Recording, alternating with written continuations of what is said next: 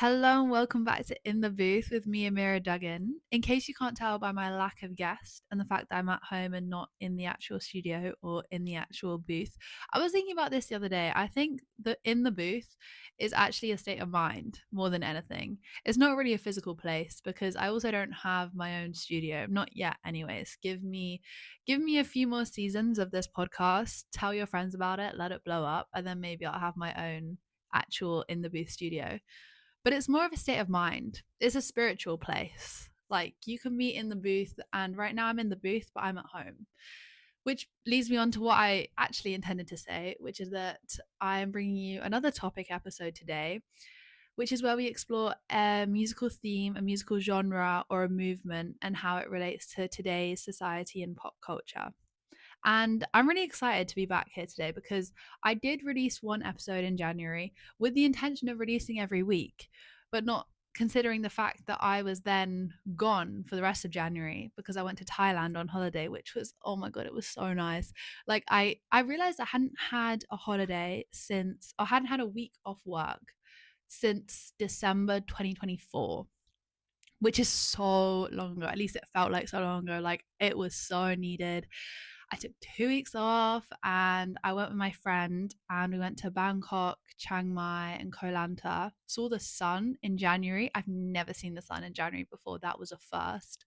Felt the heat in January. Also, never felt the heat before in January. That was a first.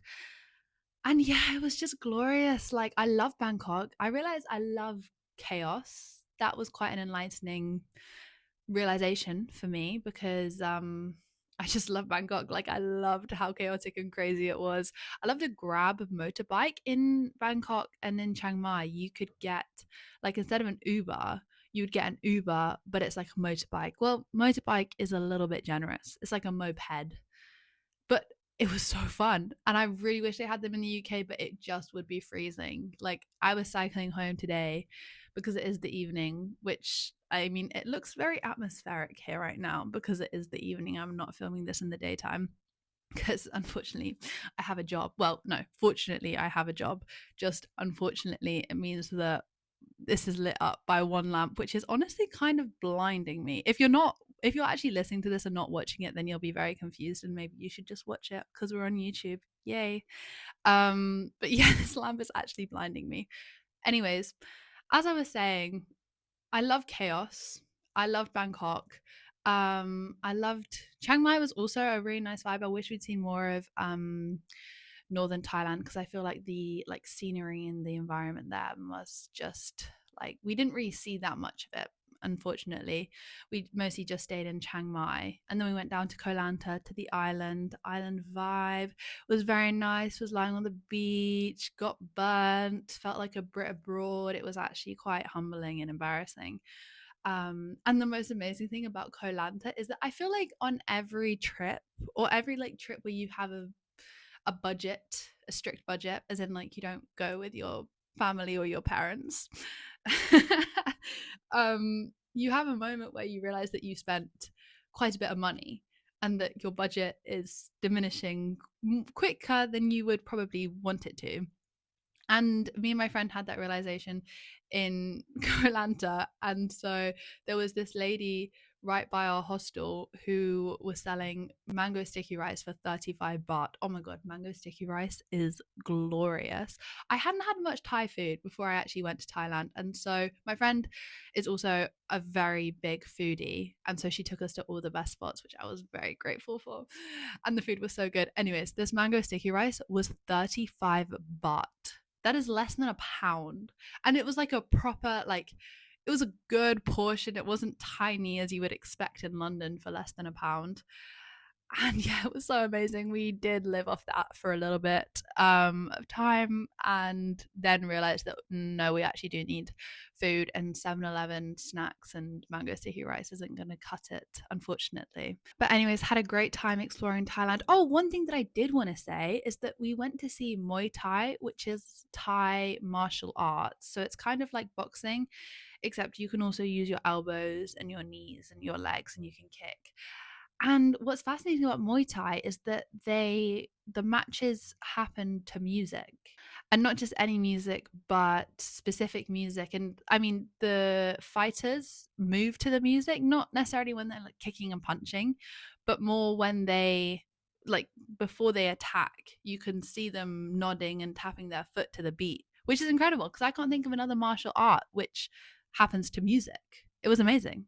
And all of this is to say that on my glorious time away from the rainy UK, which I was very lucky to have, I felt like I finally had some time to breathe and think. Well, that's so dramatic. Oh my God.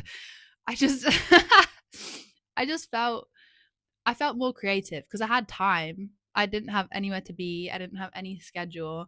And I felt myself finally be more creative. And I realized how creatively drained I had been in 2025. And so that's definitely something that I don't want to repeat in 2026. But yeah, I felt more creative. I felt like I had more headspace because, as I said, I had no responsibility except eat good food and walk around and explore Thailand. Who doesn't like those are great responsibilities to have. And because I had this headspace, I found myself listening to a lot more albums than I usually do. I didn't listen to a playlist once in January. I was just loving listening to albums. And honestly, you get the same feeling as when you have a playlist, except it's way less effort than having a playlist, because with a playlist, you kind of curate your own album. But with an album, the artist has already done that for you.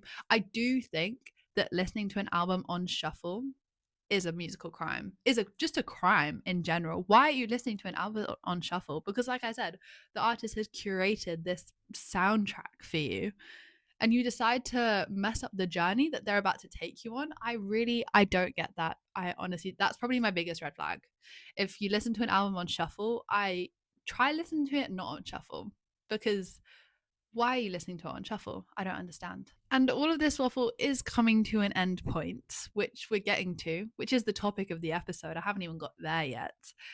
Basically, as I was listening to albums and burning to a crisp on a Thai beach, I noticed that the music that I was consuming was much more psychedelic and experimental and electronic than I usually consume. Psychedelic music is really not my bag. I don't listen to it. I really haven't listened to it until this January. And I was like, why? Why am I now listening to psychedelic music? And I think that is in part because of January itself, which is very bleak and miserable. And I decided to escape that and go to Thailand. And psychedelic music is another form of escapism because you have these dramatic soundscapes that really are quite vivid and otherworldly and alternative. And so it's quite an easy place to escape to.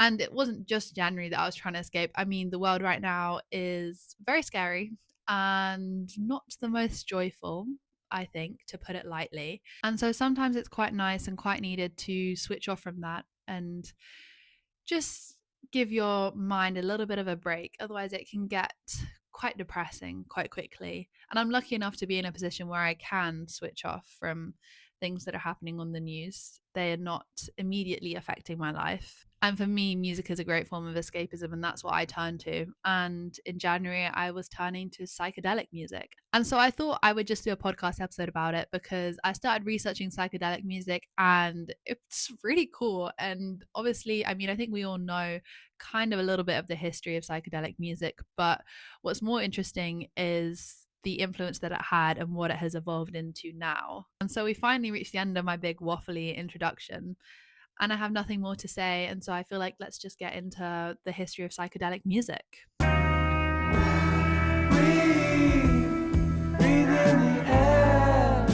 So psychedelic music started back in the 60s, and it's linked to counterculture movements both in the US and the UK, and is quite closely tied to experiments with consciousness expansion, which was led by philosophers like Alan Watts, whose voice is honestly incredible. Oh my God. Some people's like, when you come across someone's voice and you're like, wow, like please just talk at me. Let me just like hear your voice. His voice is stunning. I think it's partly to do with the fact that a lot of his recordings are from the 60s. And so there's that like vintage and retro-y feel to them. But honestly, I love the YouTube videos of him talking to like some pretty landscapes and some emotive piano chords. I could listen to that forever.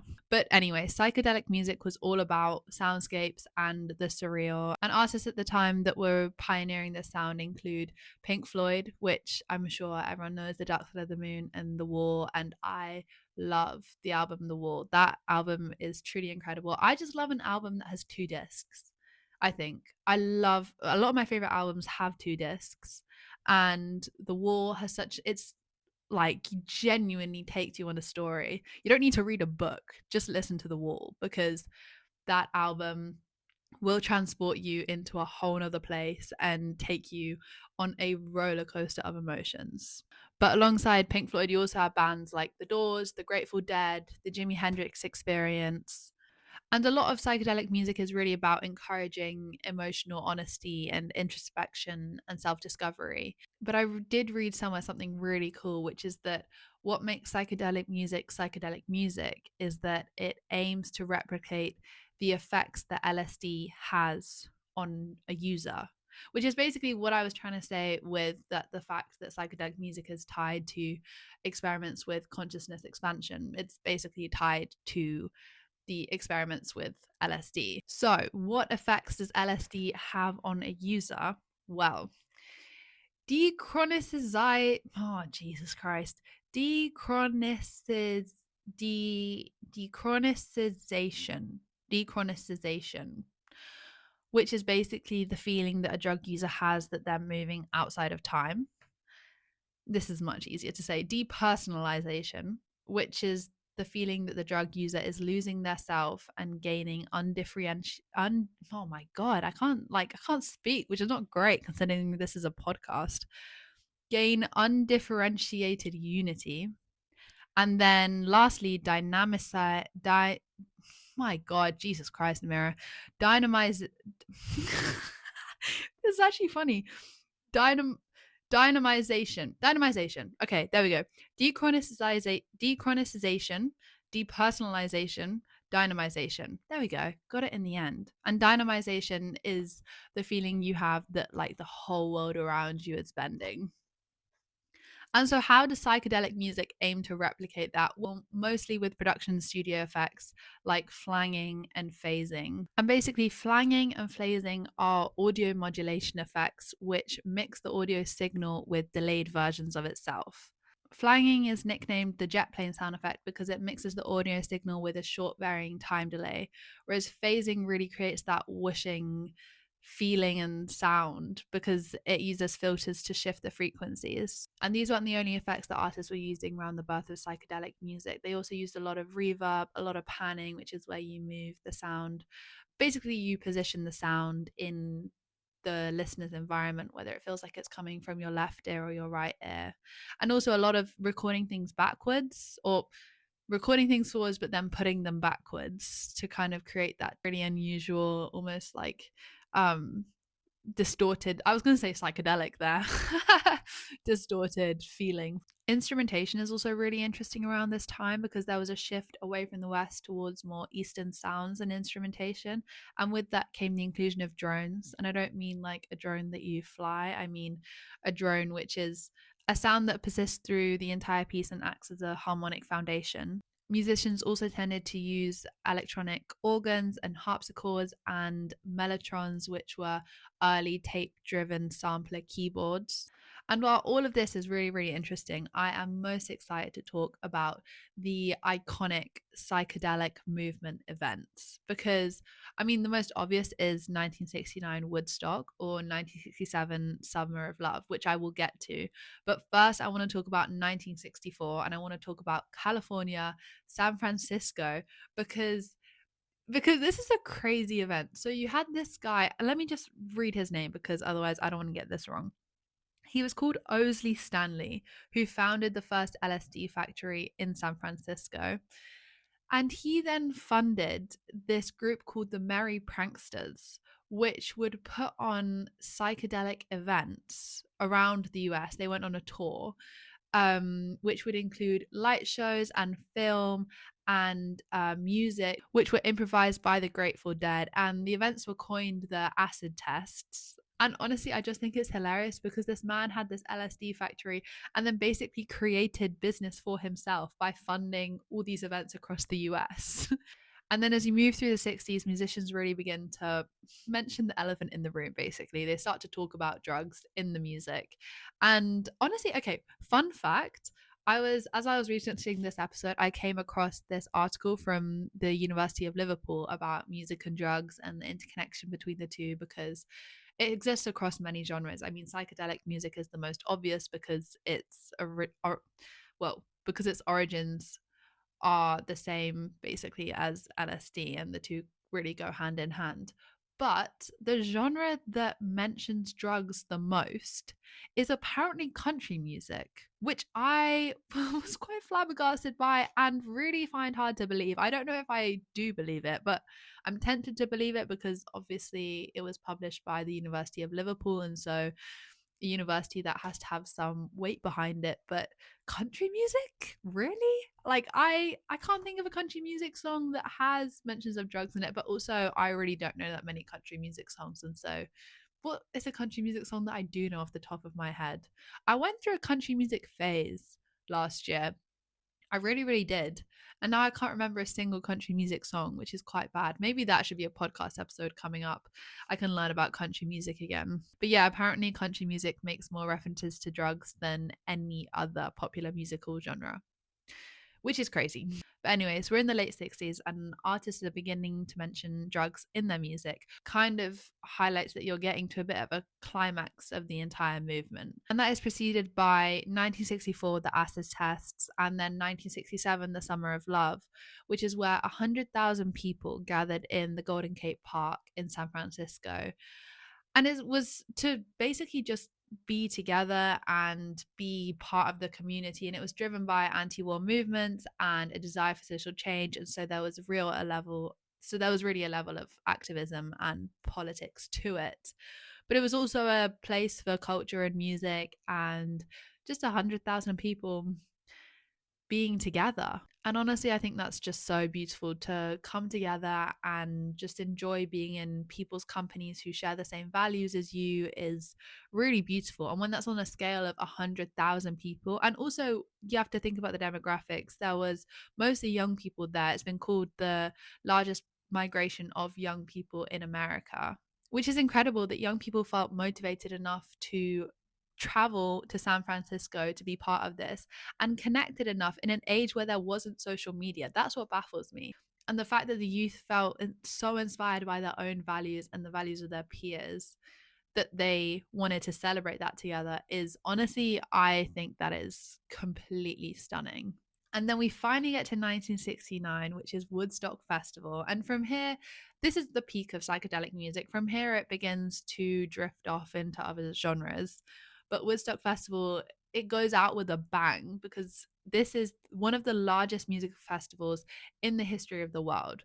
464,000 people on this dairy farm in upstate New York. And they're all just there to listen to psychedelic music and to probably take psychedelic drugs. And in 2004, Rolling Stone magazine listed it as number 19 out of 50 of the top moments that shaped the history of rock and roll. And there's a Joni Mitchell song called Woodstock, which I would recommend. There's a lot of music about Woodstock, but I really like the Joni Mitchell song about which is called Woodstock. So I would recommend listening to that. And so that's a very brief but hopefully interesting overview of psychedelic music. But to me, what is most interesting about psychedelic music is the post psychedelic paths that different nations took. And so the US took a retrogressive approach, returning to its more rootsy sources with the blues inspired rock of the Rolling Stones and Van Morrison. And psychedelic music became the bridge between that blues oriented rock and heavy metal and harder rock, like the sounds of Led Zeppelin and Black Sabbath. The UK, on the other hand, moved into progressive rock and acid punk. And actually, you have one of my favorite albums. I feel like I say this about every album. I honestly kind of do, to be honest. I don't know if anyone was to ask me, like, gun to my head, what is your favorite album? I probably wouldn't survive. I don't know what my favorite album is, but this is up there. And this is one that I discovered while I was researching this, so it has very quickly become a favorite, which I think speaks volumes for it. But it is King Crimson's In the Court of the Crimson King, which I think is a great name for an album.